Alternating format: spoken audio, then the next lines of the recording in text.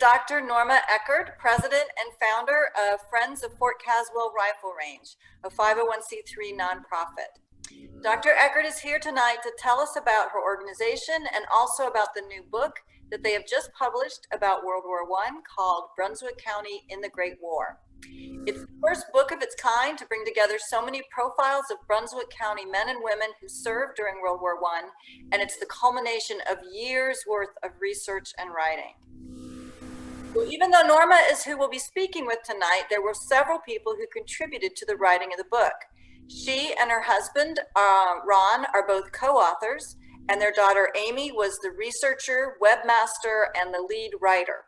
So this book is a real family affair. In fact, the three of them have worked together on all of the research and fundraising for their organization. With a lifetime of enjoying history, the discovery of the rifle range in Ron and Norma's neighborhood in Caswell led them on this quest, dedicating the preservation of the rifle range to the World War I veterans of Brunswick County. Their goal was to create a book that was well researched and supported by numerous historical documents and as references.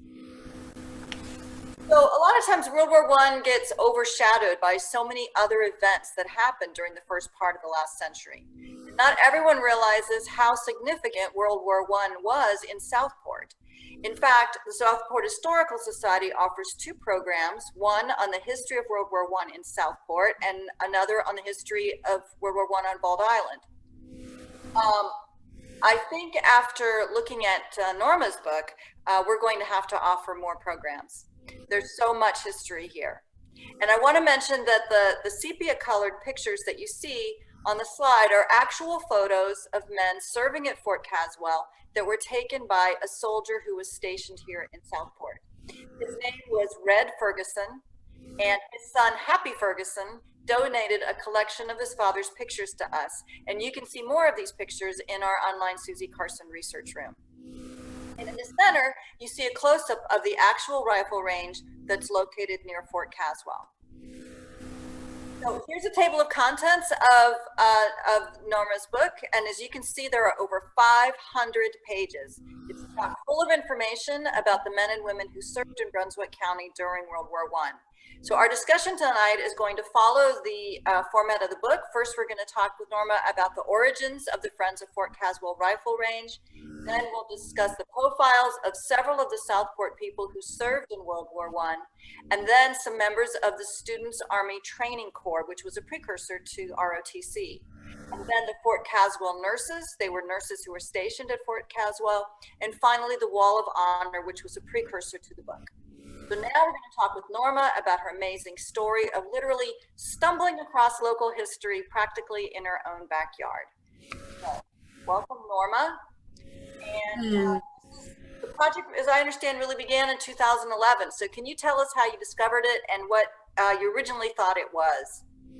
Well, this monster in front of you is really a structure.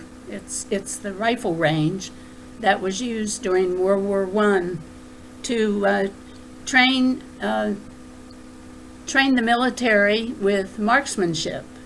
And according to my husband, he said there were three ranges that you scored in, and they wrote down what you how many targets you shot or where you shot them, if it was bullseye or on the outer edges, and what is expert marksmanship. Then the middle one was an average range, if you got so many targets hit, and then the one where you had to remain and go through that again, training. So now this is where the targets were hoisted in the air. The north side of this wall, there is a wall there, it's about 12 feet high. And the men were down underneath, the ones that raised the targets. And the firing range, or the firing line, was 300 yards out beyond this wall, this north wall. We never knew what it was. Everyone said, well, Bunker Court is named after this, it's named after that structure there, but it really wasn't. It's not a bunker where you hide from the enemy. It's a rifle range, you know, where shooting is going on. They had one within the fort, but it was dangerous because they had so many men there when they were preparing for World War I that they knew they had to move it out because it was too dangerous. The ricocheting of the ammunition was a main reason too. So we are about 3 miles before you get to Fort Caswell. This is in the middle of our subdivision, Caswell Dunes. It's on Caswell Beach. So if you're going down the street and you pass the golf course and then you make a left turn, you can't go right or you're in the ocean. You make a left turn and this structure is kind of right in the middle of the condo buildings around it. And so even the people that started building homes and places in here, they didn't know what this thing was, and someone said, well, you can't bother that, it's important, but no one knew what its importance was.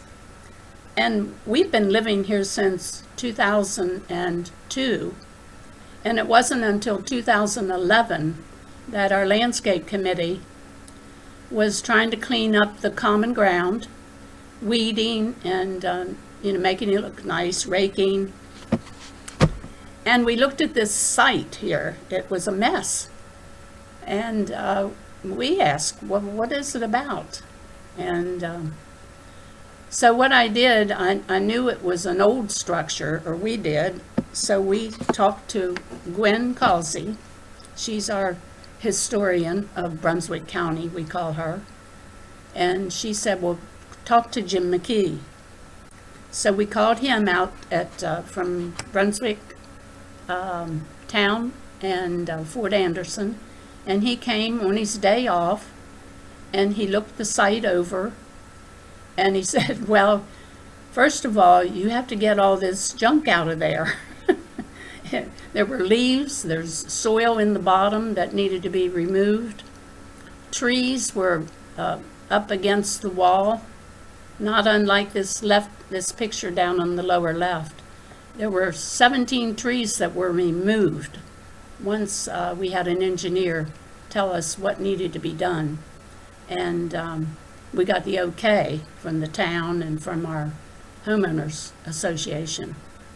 But up on the bank or the wall here is Paul Shivers. He's very active out at Brunswick town, and also our Brian, our structural engineer, who we engaged him to guide us. Of course, we had to pay him too. And then Jim McKee's standing on one of the lintels here. So the meeting of the brains is right there, surveying everything and discussing what needed to be done. And what needed to be done was the trees. And we had this guy that's in the tree here, they spent a whole day cutting those trees and getting rid of all of the limbs and everything. And then up in the right-hand corner here, we have Winslow Coins, who's one of his men is doing a he's checking the soil, putting a core drilling there, close to the two lintels, doorways is really what they are. And that's what's happening here. And the next slide, we had to shore this particular wall. That's the north wall, and it is in 6 inches. It's tilted inward, so we couldn't allow people in there at all. even though for years, kids, grown-ups, they walked the walls, the lintels, they ran in and out and played games and all of those things. But it's dangerous, you know, we had to shore it up so it wouldn't fall. And put a no trespassing sign, that was another thing. And then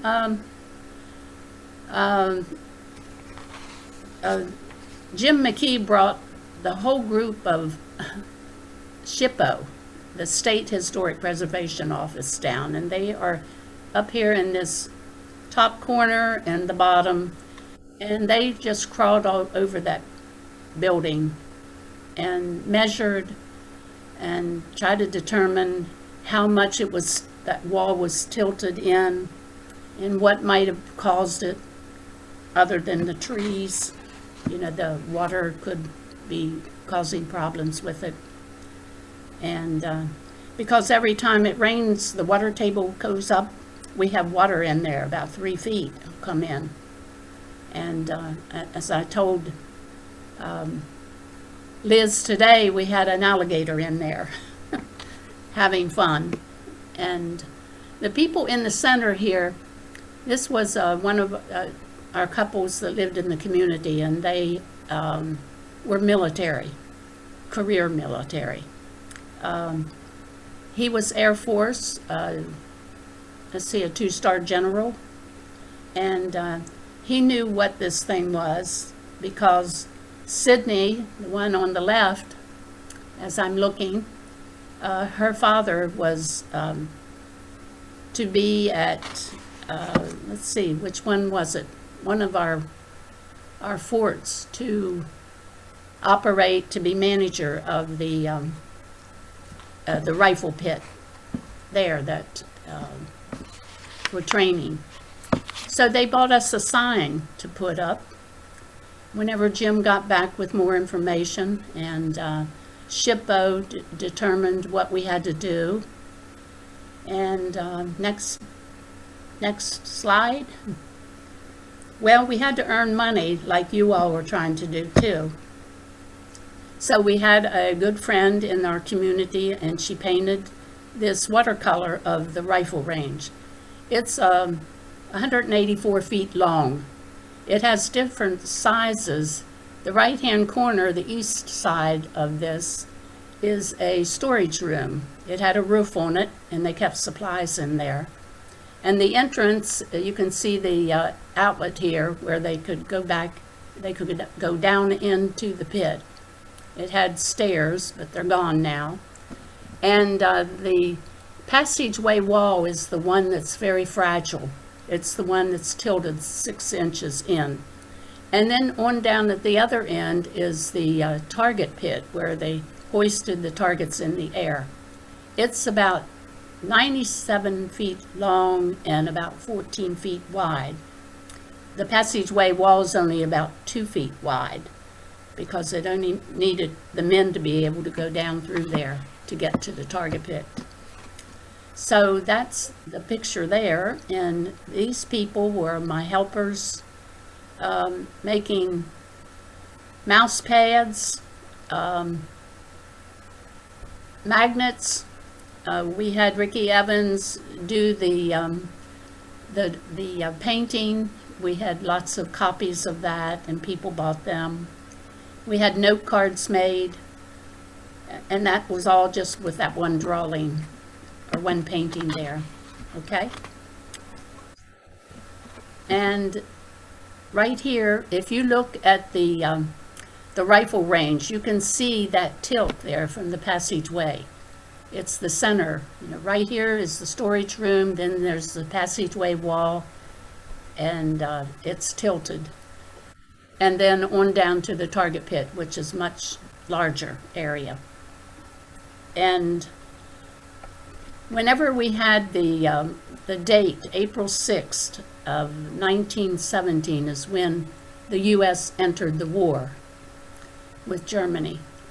And we have an event every year when we can, not this year. We have an event, and we got all of our DAR chapter, which is Brunswick Town, DAR. And we all shared what we knew about World War I and who in our family participated. That was one of the events here. We have a reenactor that comes often to our events. Everyone likes to see him because he's a good talker, and he tells you everything about the uniform and what the men had to do with canteens and their food supplies and all those good things. And we always had something on Veterans Day. So, change the slide. We sent in a proposal to the World War One Centennial Commission. They put out all kinds of details about what a proposal should look like, what kinds of questions you had to answer, and we were selected one of 100 in the U.S. as an award for this World War I Centennial. They gave us this plaque that's on the monument that we have beside the rifle range. And also we have been placed on the National Register of Historic Places. We collaborated with Fort Caswell, and we became a disambiguous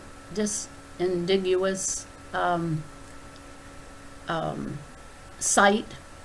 You know, it's not right in the fort, it's off a couple of miles, 3 miles to be exact. And so in 2013 we became we got on this National Register of Historic Places. We received this award from the Centennial in 1918, April the 5th. And we had a citation that was given to us, huge citation, that we had framed, and we gave that to our mayor in Caswell Beach to put on the wall in the office area. And next.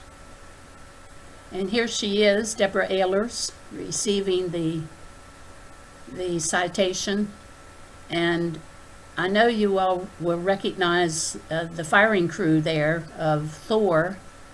They come, and when we have these meetings and we're doing the roll call of the 718 men and women, only one woman nurse though, so 717 men and one woman nurse. They fire the cannon after we call the names out of the men and women that is on the list. We can't get all 718 men called, so it's spread out over time, and we've got a way to go. Veterans Day, the 100th anniversary of World War I, we had this monument dedicated. On one side, it has all of our men that died in the war. We have 23 of them. There were several killed in action, died of wounds, shot by a sentry, and died of disease. And that disease, as you may know, was that Spanish flu that went around and just killed so many people worldwide. And let's see.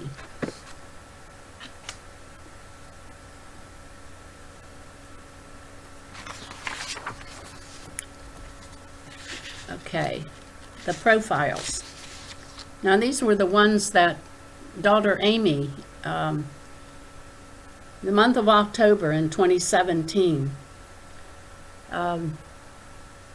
she decided that we all decided that we needed to look at all the men that served here, this rifle range. We want to put a face to this structure over here.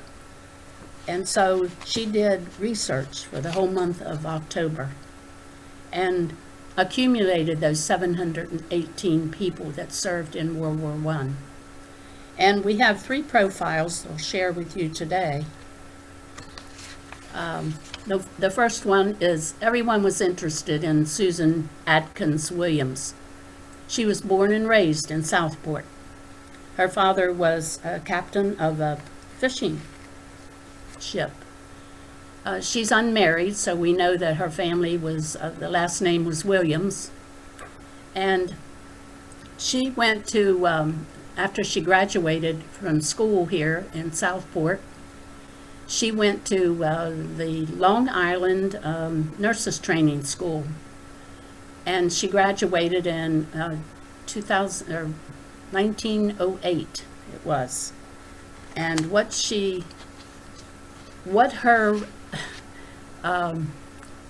the director, not of nursing, but the director that was given the charge to find 40 nurses, 2 days to find 40 nurses to be sent to France for World War I to work with the patients there. Now,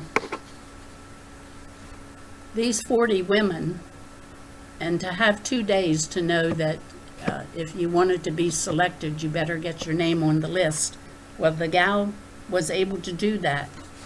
She was able to find 40 nurses, and they left on the ship 2 days later and ended up in Brest, France, which was the Navy ship for the men that were wounded in the war.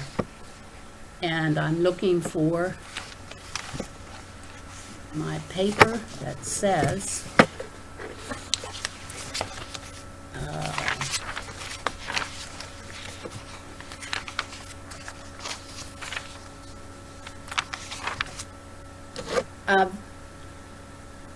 Chief Nurse Van Ingen was the one that was had to find 40 women nurses. They had to be graduate nurses too.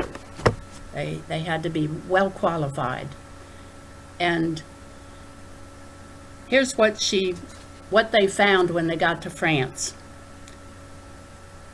She gives a detailed story of the grueling experience at the base hospital with its inefficient heat, water supplies, and cesspool. Numerous mice, rats, maggots, and flies, and unsanitary operating conditions. The main building of the hospital was 4 stories high, requiring multiple flights up and down steps, carrying stretchers, food, water, coal, and excrement. She also wrote about serving in field hospitals at the front lines and experiencing the gas attacks. One of the most serious cases were the measles and meningitis, especially the measles cases coming from the transports. The transporting of them from the ships to the hospital proved fatal to many. They were carried from the ship to the lighter, from the lighter to the dock, from the dock to ambulance, from ambulance to hospital, and it sometimes took from 6 to 8 hours to accomplish this. At this time, these lighters were uncovered boats, mere barges, so that these sick boys were exposed for hours to the cold and rain.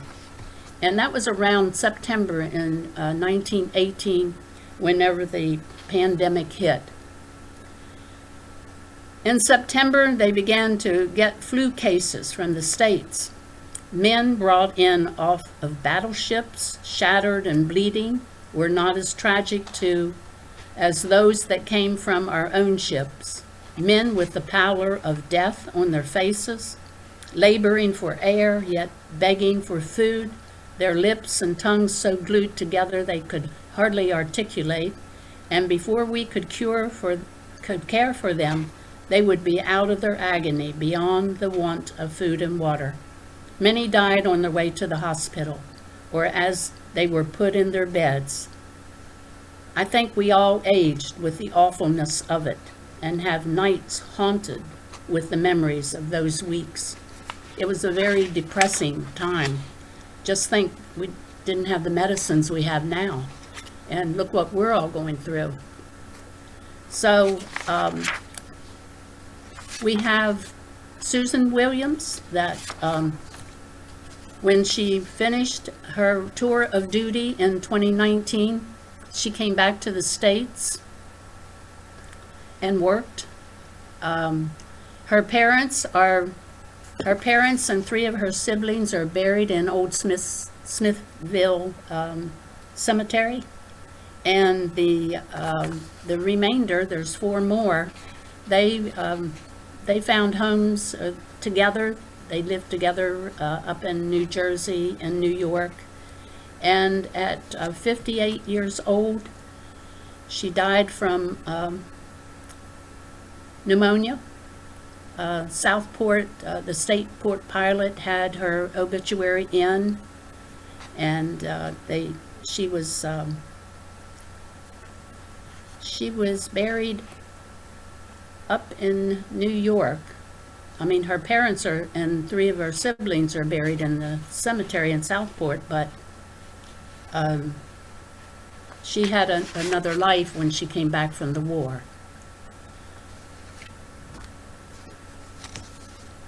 Another person that we have documented as a profile is William Gordon. He was born in Southport, the son of Franklin Gordon, who was a public school teacher and the first black educator in Brunswick County. His father is buried in Smith Cemetery in Southport. His father's headstone shows William had 2 siblings, Cornelius and Frank, and the location of his mother's and brother's grave sites are unknown, though.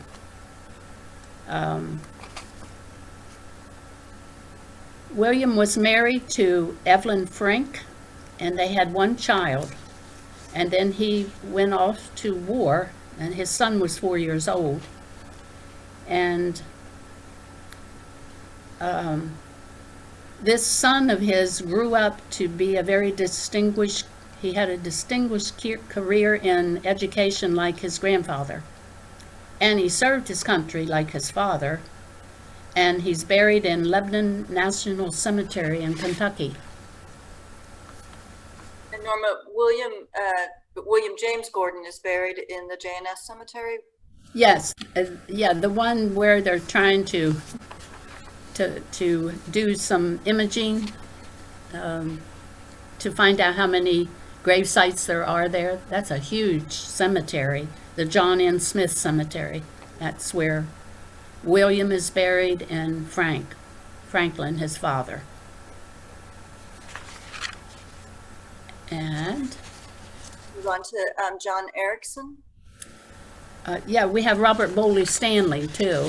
Right after this one. Yes.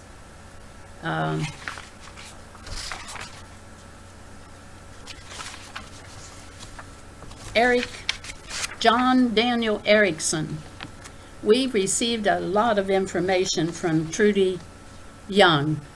She gave us pictures of her uncle. It's her great uncle.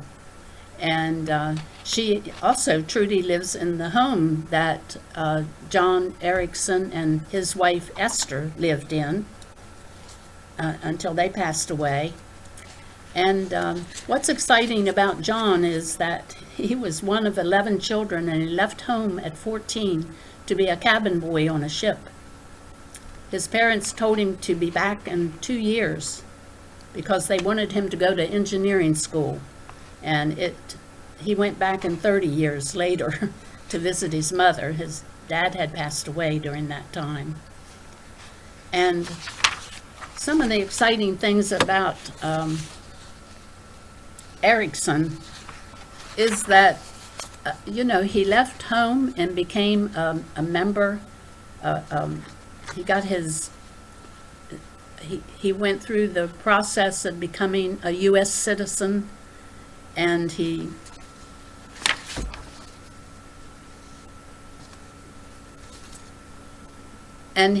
was in a brand new subdivision in the military or a division called Searchlight, and it's where they use the lights to, yeah, there you go, the airplanes.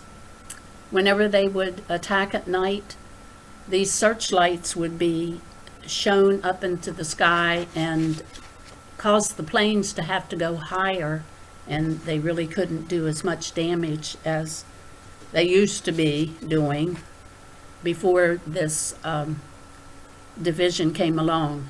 And he was a member of that.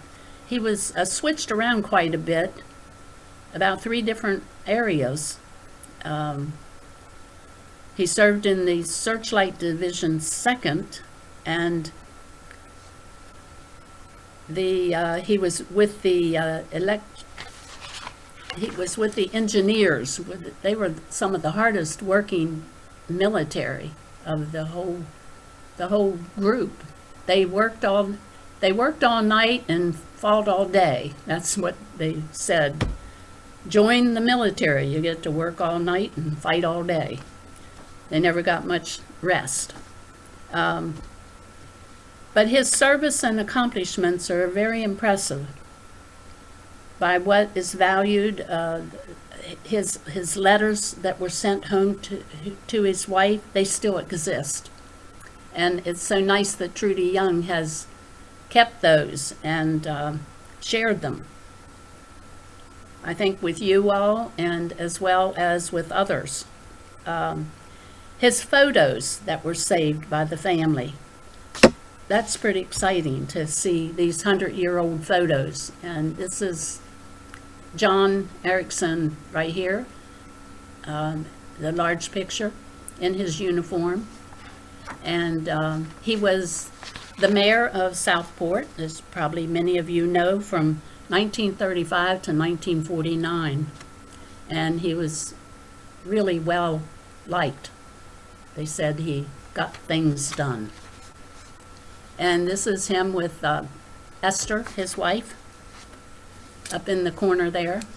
And what was it you said, Liz, about food will win the war? Oh, you had that excerpt of the letter that he wrote, you were sharing with me earlier today, where he was saying he was always cold and wet and hungry. Yes. All the time. And I was pointing out that the cancellation on the letter from the post office says, "Food will win the war, don't waste it." And it was such an important thing at the time, having enough food at home, having enough food to feed the soldiers. Right.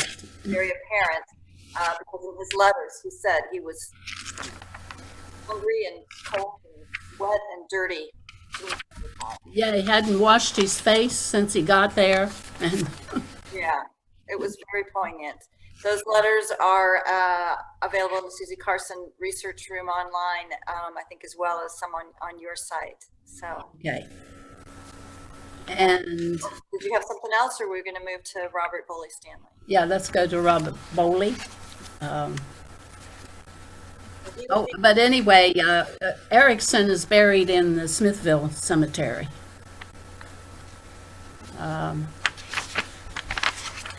Robert Boley Stanley is our only POW that we have from Brunswick County. He was born and raised in Charlotte, North Carolina, and his family remained there throughout their lives. He was one of the few that were selected for the 92nd Division, and that was composed, the 92nd and the 93rd was composed of all black men, and they were selected as privates. They weren't doing menial tasks like cooking and hauling supplies to the front. They were actually in battles because they could read, they could write, and that was the same with Robert Boley Stanley and William Gordon, and there was another gentleman, a Brooks guy that was with them in the 92nd, and he died before they even got to France. He died in the Camp Grant up in Illinois. They had them segregated, and they had to go to train up in Fort Grant in Illinois. One of the men that actually wrote a diary, or a journal, if you call it, he had his first experience listening to the shell fire.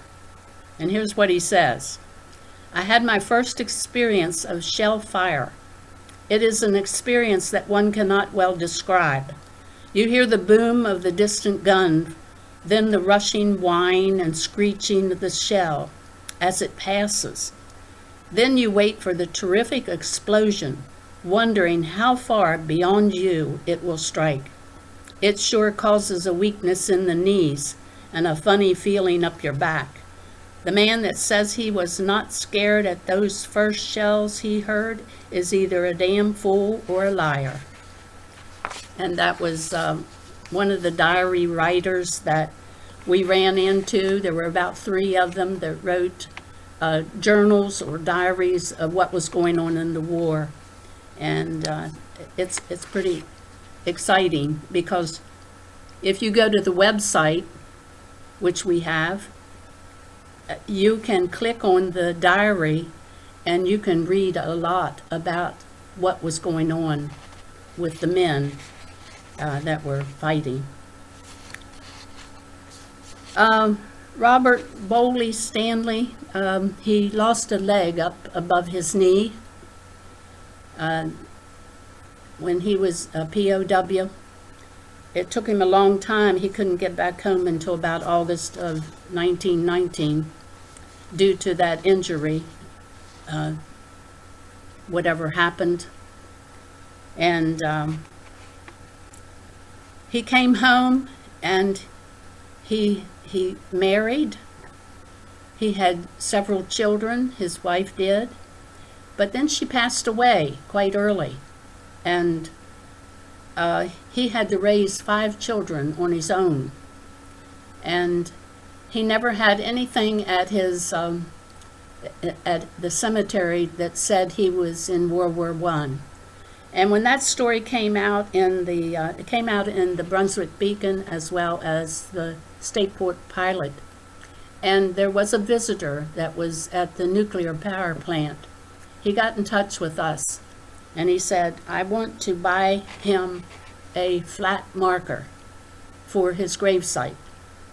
And he paid for that, and we had a dedication last May 2019, May 7th, and we were able to find the 7 members of his family here. They are grandchildren and a couple cousins, and they came, and we even had more and different people from his family that came to several of the events, and they helped with roll calling. And Fred, he is right here, the one beside of Deborah Bowling there in the blue dress. Fred was adopted by his grandfather, and his grandfather had a stroke in 1961, and he had just graduated from high school in the area, and he waited. He cared for his grandfather until he passed away, and then he joined the Navy. And he said, after he called names at one of our events, these are his words: "God has blessed me and allowed me to see and to do so much, and even more so, allowed me to witness such an amazing recognition of my grandfather's sacrifice." He was so grateful that this flat marker and the dedication of that, and us having them all together and encouraging them to come to the events. So we were pretty pleased with knowing the family, we never thought we would get to know. And Norma, I'm going to move you on to the veteran list because you were mentioning that. Would you want to explain what that is? yes, these 718 veterans, we have them in the next section of the book, and it's all of them. Now, the profiles were written because there were men that were killed in action. They had profiles. There were men that were wounded, and we had profiles, serious wounds. Those that died of wounds, they had profiles. And those that died of disease. And then we had a few scattered ones that we put together when we received a lot of information. You know, whenever the news got around that was in the paper, the Brunswick Beacon published all of our profiles. And so more people would come along and they'd say, oh, I've got pictures of my relative from North Carolina. And so they began to accumulate. And so we had extra profiles then. But everyone is in this. And the Brunswick County veterans. You see the name, they're in alphabetical order, the residence, when they were born, when they died, and if we were able to find out their burial site, we put that in too. That was difficult to find, but we did accumulate a lot of those. And especially was our project Honored By. We encouraged people to honor a veteran and have their name put beside that veterans in that box. It's the last one down if you look. Honored by, honored by, honored by. And we had the names of people that gave whatever amount they wanted to give to honor a veteran. And that was the way that they were rewarded, to be able to choose a veteran and get their name put there. And you read off their names every in April. Yeah, April, around the 6th, and then Veterans Day. We are continuing. We still have several hundred yet to call. And that. And you have Thor there to. Yeah. Now, one thing that was available back then were some of the colleges. It sounds like it's something like the ROTC.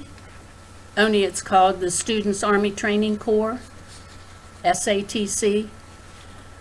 Some of the well-known colleges like Davidson, Trinity, which is Duke, NC State, the agricultural school that we talked about, that Elmer Davis and John Rivers Smith, I think it is, and who's the other one? Oliver. Could you tell me? We had several of several of those men that went to the agricultural school, but then the war was ended, and so did the program at these universities. And so many of them had to come back home and go back to their old jobs, or if they were able to stay there and continue with school, there weren't very many that did that though. And here you see Elmer Davis. He is the second one in the picture. And then we see John Daniel Erickson. He's standing there at the back. And they're playing checkers, right? Yeah, they are. We think that's what it is.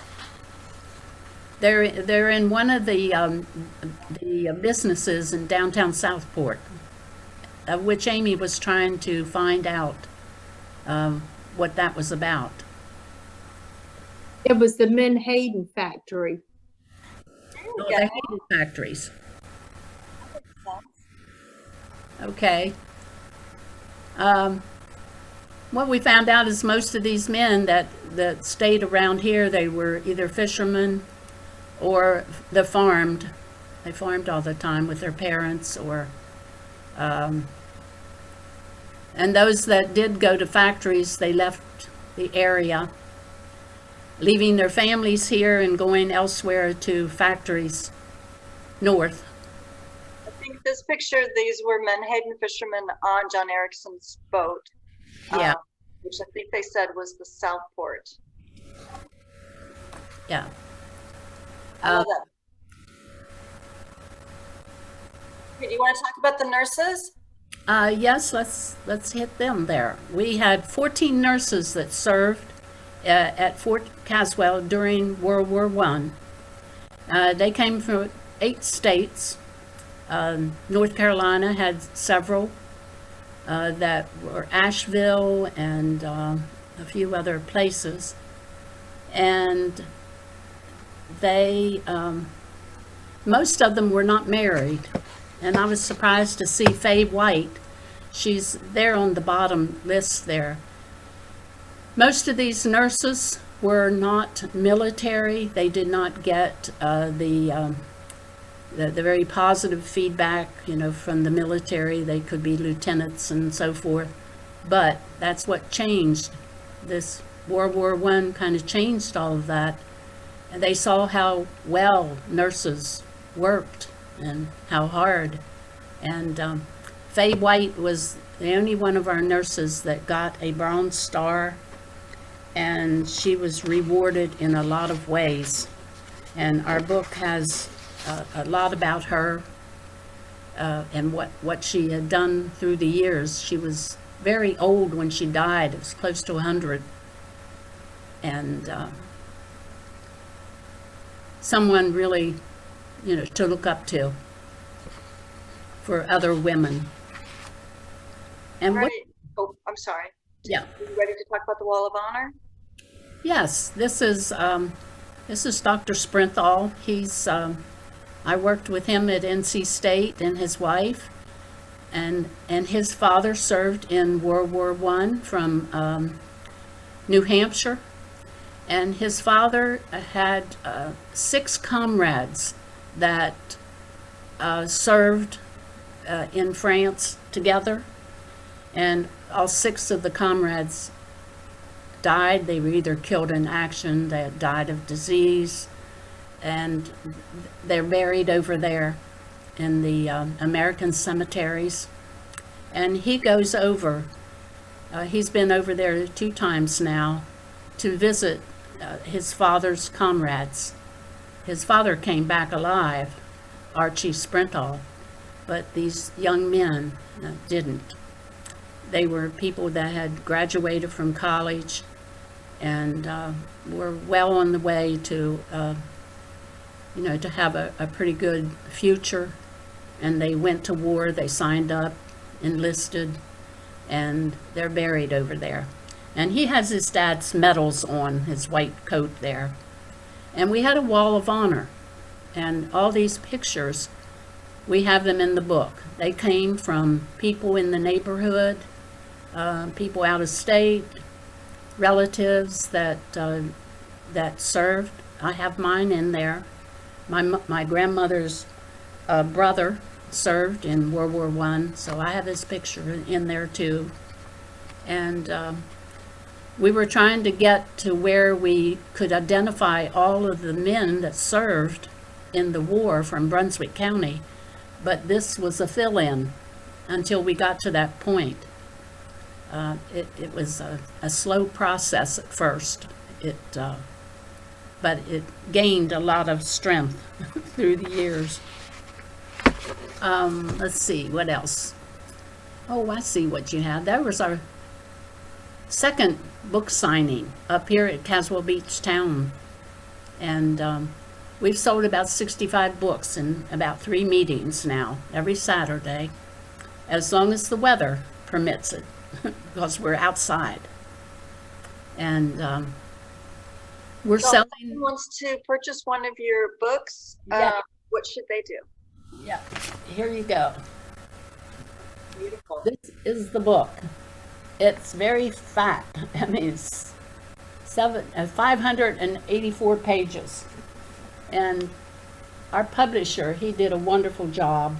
He put words of wisdom on the back and pictures of those from the Wall of Honor and the profiles on the back. And we find that most people are desiring this hardback. And of course, we thought they would be wanting the softbacks. So we may have to, and we're giving to all the libraries in the county and the schools, the high schools, and the Brunswick Community College. Wonderful. So they should email you at Fort Caswell Rifle Range at gmail.com would be the best way to order one? Yes. Or they can phone us. We have a phone number on one of these. Yep, it's right there. Okay. Okay. And we're getting mail where they send a check in the mail. They know that they want a soft bound. It's $50, and these hardbacks are $70. This plus shipping. Yeah, plus shipping. And if they live close to me, they can call me and I'll deliver the book. Right. I've done some of that. Thank you, Norma. I'm going to stop the slideshow, and then if anybody has questions for you. So. Okay. Yeah. I didn't even watch time. Does anybody have any questions for Norma about the book or her organization or the rifle range? I have a question. Norma, this is Catherine Huffam. I'm Trudy Young's daughter. Oh, did I meet you? You have in the DAR. Yeah. But I had the good fortune to travel to Norway, to Arendal, a couple of years ago to meet John Erickson's great niece. Oh my God. She and I have been pen pals for 50 years, and I finally got to meet her. So, and they are following your book online. There's a group in Arendal that are very interested. Oh gosh. So thank you for that. Yes, thank you. I'll have to send them a link to her presentation so they can see that. I will. Most definitely. Thank you, Norma. John Henderson had a question. Yes, the question is about the range up there. You said it was, I believe, 300 yards long. Where is the other end of the range? And is it in Caswell, up in Caswell somewhere? And is there anything left of where it started? It's out near the entrance to the Arboretum. We figure that that's the 300 yards. Paul Shivers thought it would be out around that white bridge out there toward the Arboretum. Now see, they're firing from out there toward the ocean. People get a little bit mixed up. They think the target's out there and they're inside. I mean, a lot of people do not know what a target pit is. Are there bullet markings on the wall there? And well, we figure they are. They had soil up to about 3 feet from the top, and we have seen the pock marks, or it looks like where the ammunition hit, where they aimed at a target, but they didn't hit it. They hit the wall. what was the typical rifle that was used during the First World War? Was it an M1, or do you know? Oh, do you know, hon? Did we put it in the book? I don't think we put that in the book, did we? No. I think they were called 303s. 303s? Does that make sense? Not to me. I really don't know. I was Yeah. just asking. It's not a Springfield, is it? I thought someone said a Springfield rifle, but It very well could be. yeah, that's what I heard from some of the guys that came and bought books the last couple of weeks. Bold Atkins. Yeah. And I had one other comment. You mentioned that the nurses were not members of the military. And that really didn't come till later. Yeah. And my grandfather was also in the First World War, and he was a chaplain. And the same thing happened with the chaplains. They were not part of the military at that time, but he actually went over with the YMCA at the time. And they're the ones that supported the chaplain functions during the First World War. Okay, wonderful. But a lot of things changed after World War One. You know, to help women, nurses. I was talking to Liz today about a lot of the medical things that have changed, improved due to the war effort. We also talked about how women getting the right to vote, a lot of the political rationale for that was women had done so much in the war.